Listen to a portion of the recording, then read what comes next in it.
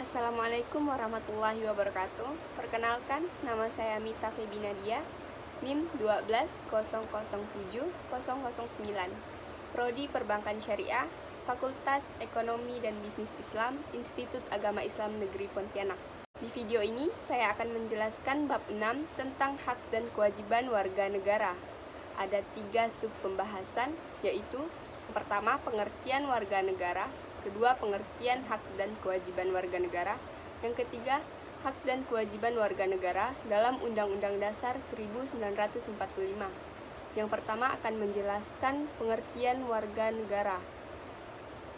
Pengertian warga negara secara singkat adalah penduduk dalam sebuah negara berdasarkan keturunan, tempat kelahiran.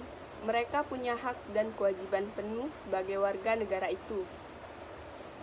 Penetapan warga negara dalam sebuah negara ditentukan berdasarkan peraturan perundang-undangan.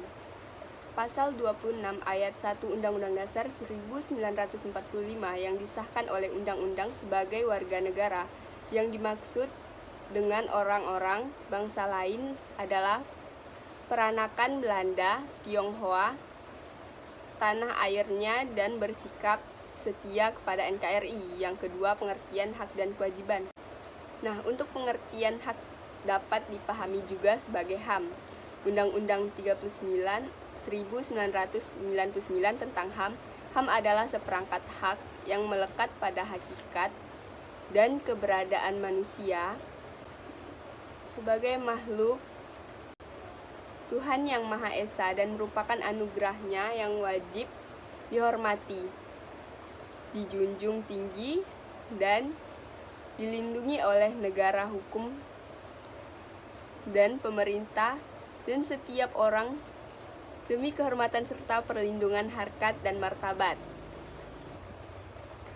Kewajiban asasi manusia adalah kewajiban dasar yang harus dijalani oleh seseorang dalam kaitannya dengan kepentingan dirinya, alam semesta, masyarakat, bangsa dan negara, maupun kedudukannya sebagai makhluk Tuhan. Di Indonesia sendiri, antara hak dan kewajiban harus dipenuhi warga negara secara seimbang. Hak dari seringkali dileburkan dalam hak kolektif atau sosial. Di samping hak pribadi seseorang, terdapat hak-hak orang lain, sehingga masing-masing individu harus menghargai hak individu yang lain, yang kemudian melahirkan kewajiban-kewajiban warga negara. Perkembangan HAM di Indonesia tahun 1945 sampai 1959 mendapatkan legitimasi yuridis dalam Undang-Undang Dasar 1945. Meskipun belum optimal seperti keleluasaan pendirian partai-partai politik 1959 sampai 1966, terjadi pemasungan hak asasi sipil dan politik seperti hak untuk berserikat, berkumpul, dan mengemukakan pendapat. Dengan tulisan 1966 sampai 1970 muncul gagasan perlunya pembentukan pengadilan HAM. 1970 sampai 1980 persoalan HAM mengalami kemunduran dan terjadi penolakan terhadap HAM. 1990 pemerintah membentuk Komnas HAM. 1998 sampai sekarang, setelah jatuhnya rezim Orde Baru, terjadi perkembangan luar biasa pada HAM dalam UUD 1945. Nah, untuk terakhir yaitu yang ketiga, hak dan kewajiban warga negara. Menurut Undang-Undang 1945, hak warga negara, pengaturan hak warga negara diatur dalam UUD 1945 pasal 28A sampai dengan 28J. 1. Hak asasi pribadi, kebebasan berpendapat, kebebasan beragama, kebebasan bergerak, dan lain-lain. 2. Hak asasi ekonomi, hak memilih, hak memanfaatkan, hak membeli, hak menjual, dan lain-lain. Yang ketiga, hak asasi sosial dalam kebudayaan, mendapatkan pendidikan, mengembangkan kebudayaan, dan lain-lain. 4. Hak asasi prosedural, mendapatkan keadilan, peradilan perlindungan, dan lain-lain. Yang kelima, hak asasi politik, memilih dan berorganisasi, dan lain-lain. Yang keenam, hak asasi dalam perlakuan yang sama atau hukum pemerintahan. B. Kewajiban warga negara. Pengaturan kewajiban warga negara diatur dalam Undang-Undang Dasar 1945 pasal 27, 28, 30, dan 31 sebagai berikut.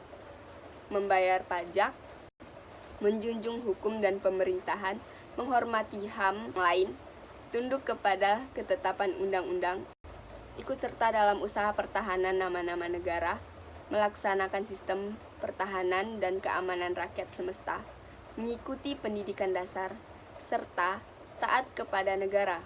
Berbicara mengenai hubungan negara dan warga negara, apakah warga negara yang melayani warga negara atau sebaliknya? Pembicaraan mengenai hubungan negara dan warga negara, apakah negara yang melayani warga negara atau sebaliknya, dapat merujuk pandangan para pemikir sebagai berikut. 1. Kaum pluralis atau Hobbes and John Locke. Masyarakat yang mendahului dan menciptakan negara sehingga negara harus tunduk kepada rakyat. 2. Kaum Marxis atau Antonio Gramsci. Dominasi kekuasaan ada pada negara merupakan institusi yang digunakan kaum bourgeois untuk menjalankan kekuasaan yang baik. Yang ketiga, kaum sintesis atau Anthony Giddens menyatukan dua pandangan di atas kata kunci, struktur atau negara untuk teori Marxis dan agensi atau warga negara untuk teori pluralis, yaitu negara dan warga negara saling mempengaruhi. Sekian presentasi dari saya.